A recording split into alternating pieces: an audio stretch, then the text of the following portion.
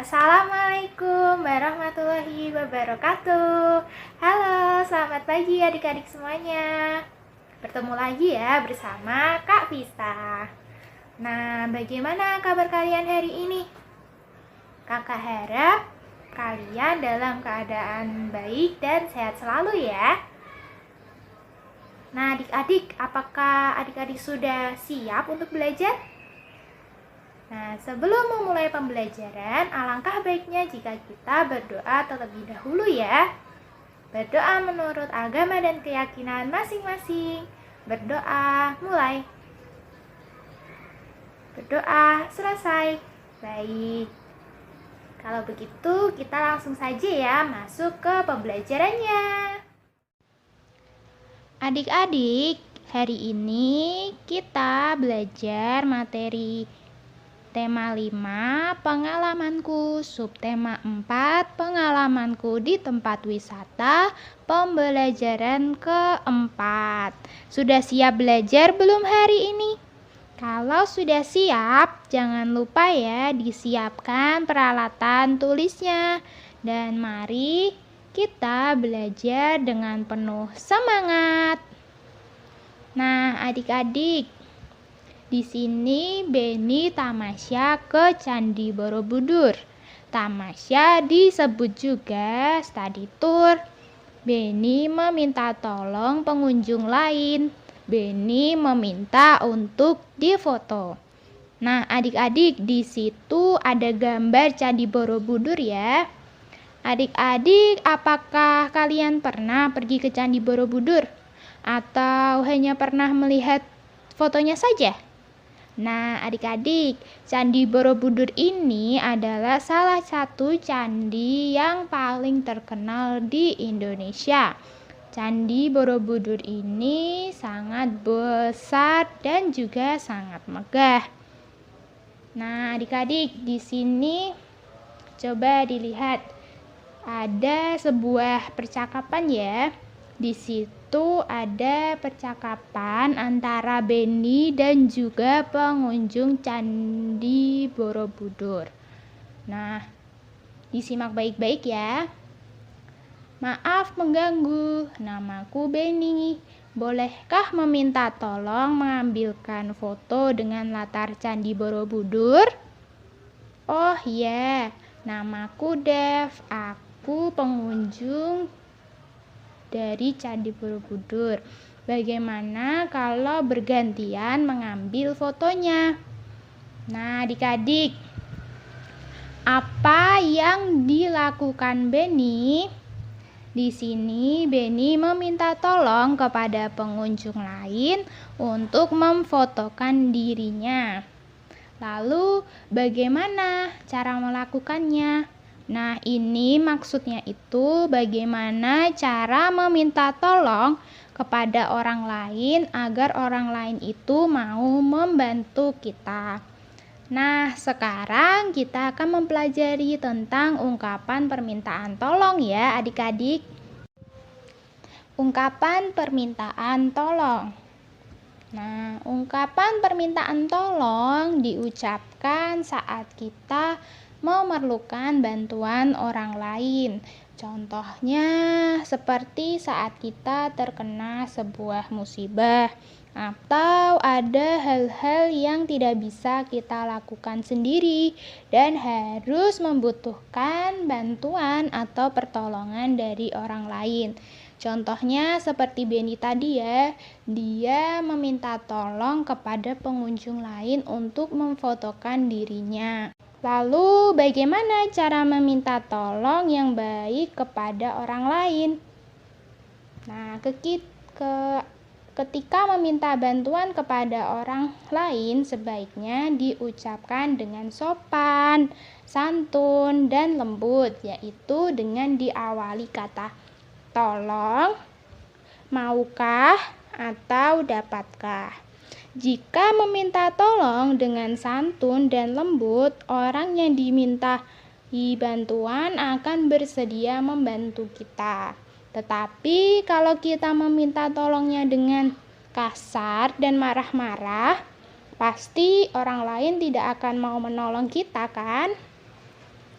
Nah, setelah meminta tolong kepada orang lain, jangan lupa untuk mengucapkan terima kasih.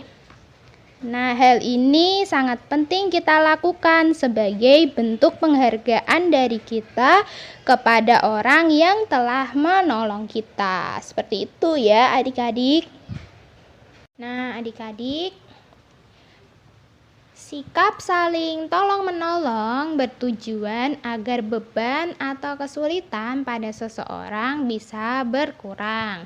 Tolong-menolong ini merupakan salah satu sikap yang harus kita terapkan dalam kehidupan sehari-hari ya.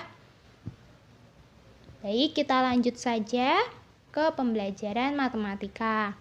Di sini Benny dan teman-teman telah selesai mengunjungi Borobudur, kemudian melanjutkan membatik di sekitar candi. Sebelum membatik, Benny mengukur panjang kain. Panjang kain untuk dibatik. Panjang kain yang dibatik berbeda-beda ya. Nah, di sini ada gambar. Gambar ini adalah data panjang kain dari masing-masing teman Benny. Nah, langsung saja kerjakan soal di bawah ini ya, berdasarkan data di atas. Oke, langsung saja soal nomor 1. Kerjakan soal berikut. Hitunglah berdasarkan data di atas. Berapakah panjang kain Meli dan Edo jika digabung? Hitunglah dalam satuan meter. Baik, kita bahas bersama-sama ya. Jadi, dari data tersebut, kain Meli sama dengan 160 cm dan kain Edo panjangnya 3 meter. Nah, berarti di sini tinggal kita jumlahkan saja ya. Adik-adik, apakah masih ingat pembelajaran kemarin? Kalau menyelesaikan soal cerita tentang satuan panjang, maka kita lihat dulu di soalnya, apakah satuannya sudah sama atau belum. Nah, di sini satuannya cm, di sini satuannya meter, dan yang ditanyakan dalam satuan meter. Berarti masih ada satuan yang belum sama, bukan? Maka kita samakan dulu ya. Di sini kita ubah saja yang sentimeter, karena yang ditanyakan dalam satuan meter. Adik-adik masih ingat kan, kalau sentimeter diubah ke meter, maka naik 2 tangga, jadinya dibagi dengan 100. Berarti ini 160 dibagi dengan 100. Nanti hasilnya meter. Ini sudah meter dan yang ditanyakan juga meter. Nah, caranya sama ya seperti kemarin. Nah, ini 100-nya kita coret. Kita coret 1, 2. Nah, lalu yang 160 ini sama, dihitung dari belakang. 1, 2. Nah, komanya di antara angka 1 dan angka 6. 1. Ini ya komanya. Nah, maka hasilnya 1,6 meter. Nah, Kak, kenapa kok tidak hasilnya 1,60? Nah, jadi sebenarnya 1,60 itu juga hasilnya adik-adik. Tapi alangkah baiknya jika ada angka 0 di belakang koma, ini tidak diikutkan saja atau dihilangkan. Jadi angka 0-nya ini dihilangkan saja. Seperti itu. Jadi tidak diikutkan. Jadi hasilnya di sini cukup ditulis 1,6 meter saja. Nah, lalu setelah satuannya sudah sama, tinggal kita jumlahkan saja. Kita coba dengan penjumlahan bersusun ya. 1,6 ditambah dengan 3 meter. Nah, di sini ditulis 1,6 ditambah dengan 3 meter. Ini satuannya, dan ini persepuluhannya. Ya, karena ada komanya. Nah, di sini angka 3-nya harus diurutkan satuan. Kan angka 3 itu satuan. Nah, ini angka 1 di sini itu satuan, jadi harus diurutkan seperti ini. Nah, tinggal dijumlahkan saja dari belakang adik-adik. Ini angka 6-nya kita turunkan.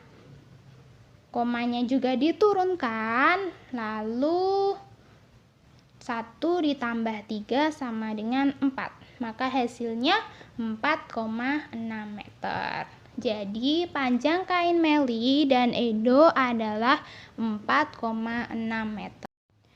Baik, sekarang kita lanjut ke pembelajaran SBDP ya, yaitu menghias bingkai foto dengan kain batik. Di sini ada contoh dari bingkai foto yang sudah dihias dengan menggunakan kain batik. Lalu, alat dan bahan yang dibutuhkan apa saja sih? Yang pertama yaitu potongan kain batik. Yang kedua, foto. Yang ketiga, bingkai fotonya. Dan yang terakhir ada lem. Lalu bagaimana cara pembuatannya, Kak? Nah, cara pembuatannya yang pertama, sediakan potongan kain batik, lem, foto, dan bingkai. Lalu tahap yang kedua, tempelkan potongan kain batik pada bingkai foto. Lalu yang ketiga, keringkan bingkai foto yang sudah dilem. Dan yang keempat, pajang foto kenang-kenanganmu 1 lembar ya. Nah, untuk agar kalian bisa lebih paham dan mengerti cara pembuatannya, di sini kakak memiliki video cara membuat hiasan figura dari kain batik. Disimak dan dilihat baik-baik ya adik-adik.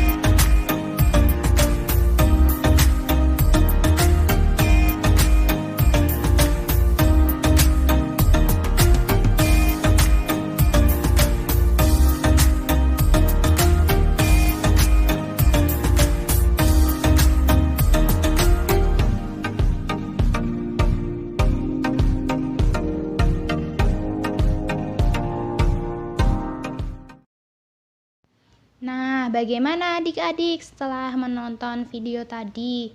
Mudah bukan cara membuat figuranya dan menghiasnya menggunakan kain batik? Nah, nanti kalian bisa meminta bantuan orang tua untuk membuat bingkai fotonya ini dan menghiasnya dengan kain batik atau kain perca ya. Nah, cukup sekian pembelajaran hari ini. Tadi kita sudah belajar tentang apa saja ya? Tadi kita sudah mengetahui tentang fakta Candi Borobudur, lalu kita juga sudah mempelajari tentang ungkapan permintaan tolong ya. Tadi kalau meminta tolong harus mengucapkan tolong, maukah, atau dapatkah, dan setelah ditolong kita harus mengucapkan terima kasih. Lalu kita tadi juga sudah belajar tentang menghitung soal cerita tentang satuan panjang ya. Dan yang terakhir kita belajar tentang membuat hiasan bingkai foto dan menghiasnya dengan kain batik. Nah, itu tadi materi yang dapat Kak Vista sampaikan pada pembelajaran hari ini. Semoga adik-adik selalu sehat dan semangat dalam belajarnya ya. Baiklah, sekian pembelajaran dari kakak hari ini. Terima kasih. Wassalamualaikum warahmatullahi wabarakatuh. Sampai jumpa lagi.